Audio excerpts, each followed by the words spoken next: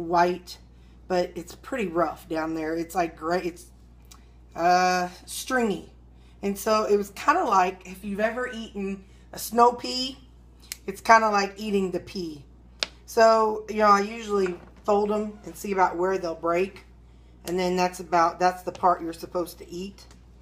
But whenever you're about to cut a whole bunch of them, I just kind of look and see about where that is. So it's about this far from the end. So what I'm going to do is line them all up and get a knife and cut about that much off. And then I'll throw that away. I'll do the same with these. Like I said, I've got a cutting board over there. It's just so much easier to use paper plates. And like I said, I know a lot of people will use their kitchen counter. And my mom's kitchen counter is the cleanest thing you ever saw in your life. But I just, like I said, I've got cats and dogs, and my cats don't ever get up on my counter. They're too lazy to jump that high. But I am just, maybe I'm a little OCD about my food and my cooking. I'd much rather somebody think I'm too clean than the other way. So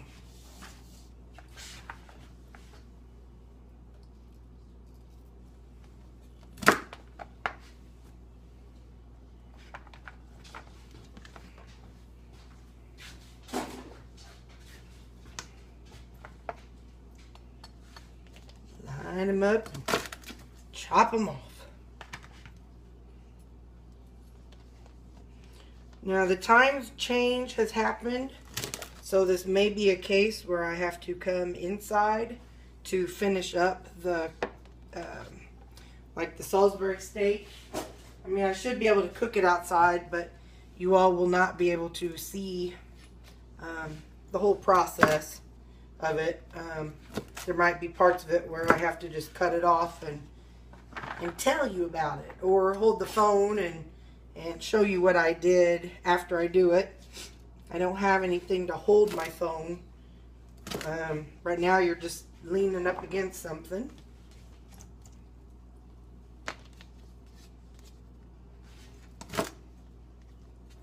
But hey, this is just because some friends said they want to see me use my cast iron since I have it. I don't think they believe that I use it. And I don't think my sisters believe that I know how to cook. Growing up, our mom was not, how do I say this? She cooked. She definitely cooked. But it was not something that was like a family event. So it was not all of us girls in the kitchen with mom sitting around this table learning about things in the kitchen. So a lot of this I've just picked up from watching YouTube and watching oh my goodness, oh, that one lady, I just love her to death, Paula Dean and Rachel Ray, and oh, the Pioneer Woman. So a lot of this is just stuff, ideas I get from them, and I just make them mine, which is exactly what you should do. Because if anything I do sounds good, great, do it. If it doesn't, then don't do it. I had these onions frozen because what I'll do is I'll buy a bag of onions, and then I will cut them up and freeze them. So when you defrost them, they're always going to be a little extra wet. So I do the same thing with bell peppers. I love yellow peppers, and I love red peppers, and the orange peppers. So those are my favorites. These are going to go into the Dutch oven whenever we bring it, whenever we're cleaning out or deglazing the bottom. This is going to be part of the gravy. Okay, this part's ready. So now it's a matter of seeing if the coals are ready. the charcoal is ready to be spread around, I'm going to do that. The neighbor's outside working in the yard. He's doing some work, so it's going to be a little bit difficult to hear me talking. So, and I'm doing this one-handed, so I'm going to get things lined up, and I'll show you how it looks, and be doing less talking. So underneath, I've got the charcoal. There's still some in here. First thing I'm going to do is let the oven warm up and put a little stuff in it.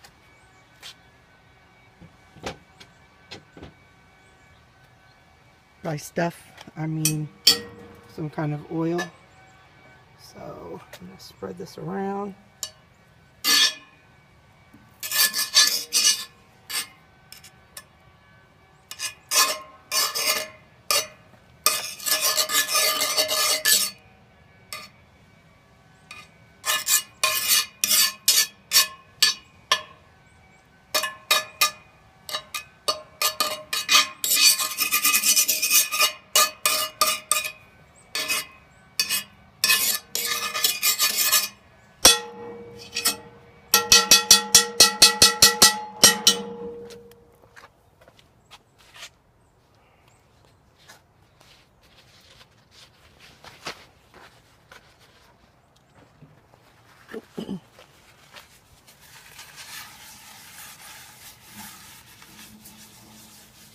Get that spread around real good.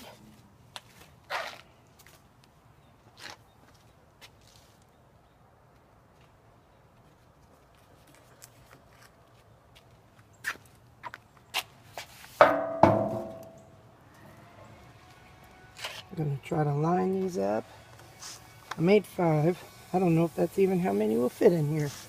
We're about to find out though.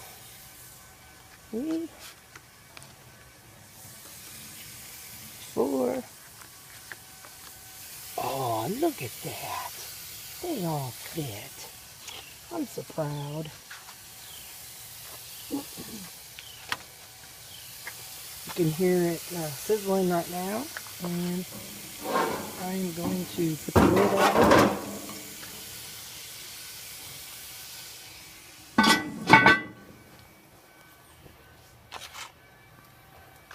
And I'm supposed to put 17 coals on the top.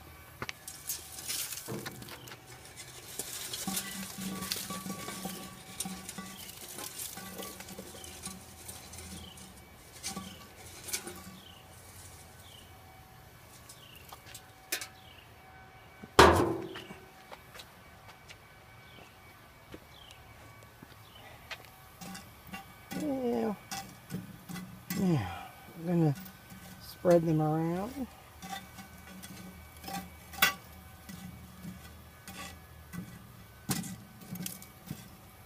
Make sure there's an even amount of coals.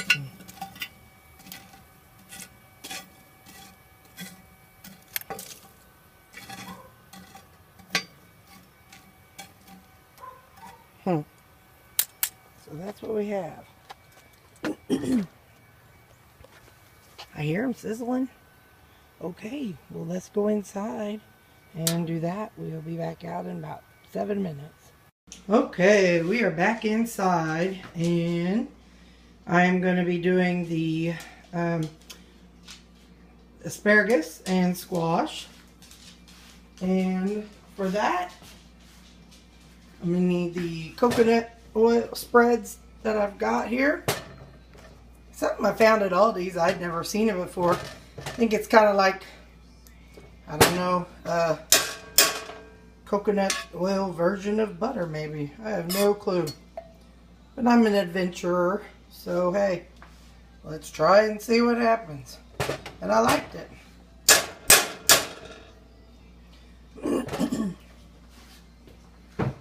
So I put the butter in there and I put it a little bit between medium and the next coolest setting. So I'm going to wait and let that melt, and I will add some vegetables.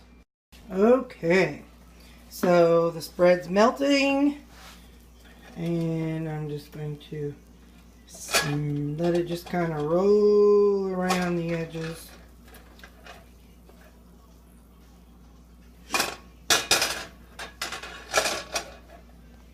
And I'm going to add in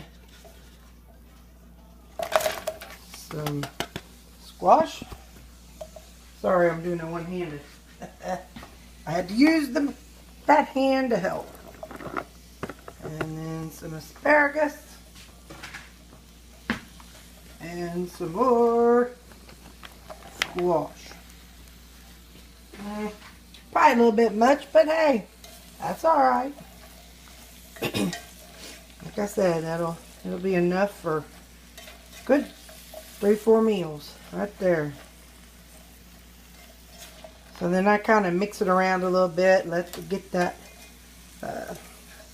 whatever oil I'm using. Like I said, today I'm using the coconut spread. And then kind of let it get moist. Whoa, got a runaway asparagus. Put that bad boy in there. Yeah. This is like a garlic herb seasoning that I like. It's one of those that you do the grinder for, but I knew I wouldn't be able to do that and hold you at the same time. And this may be weird, but I like steak dust. I like the flavors in the steak dust, so I tend to put that on my stuff. Just whatever brand of steak dust I have. And I'll use garlic salt. Now, if you saw in my previous video, I used that small cast iron skillet in the back there for breakfast every morning. So that one is sitting back there just waiting for tomorrow. Every morning it's so much faster. I get my hair done and my makeup ready, and I come in the kitchen and heat up my skillet, drop those eggs and all the toppings on it, and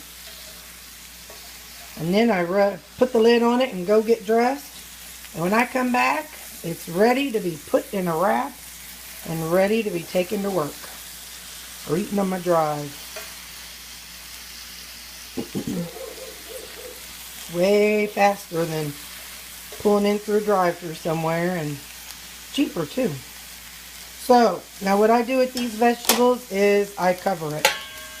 I just kind of let them simmer and do their thing. So now, let's see, I've got 2 minutes, or 2 minutes till I go outside.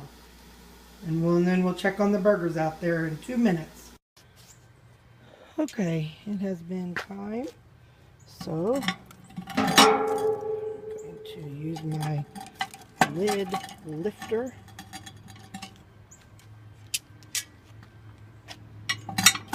There we go. And I'm going to move this big old lid over here.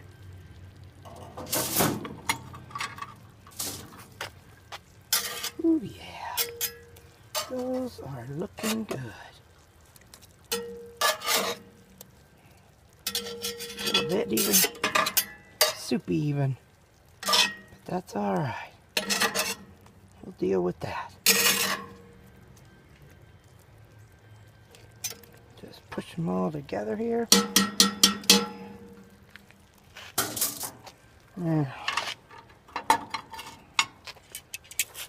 need to rotate one way.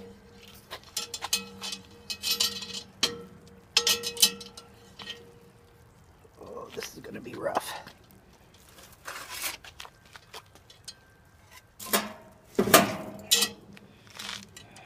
Okay, rotate it and put the lid back on it.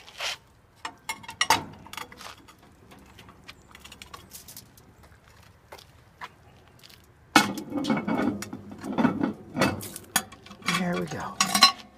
And we'll let it go for a few more minutes. I took the patties out and they are over here. They're looking really good. So now